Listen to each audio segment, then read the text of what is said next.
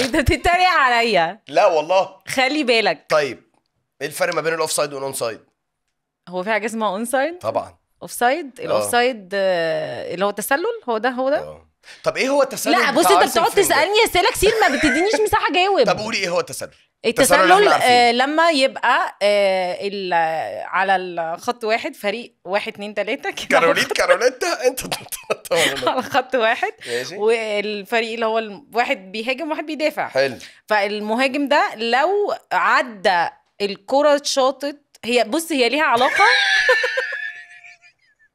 ليها علاقة كملي انت ماشيه صح بالصف، يعني بالصف الاول الدراسي وليها علاقة بوقت التوقيت بتاع الشوطة الصيفي او الشتوي، مع التوقيت بتاع استلام الكرة، حاجة كده.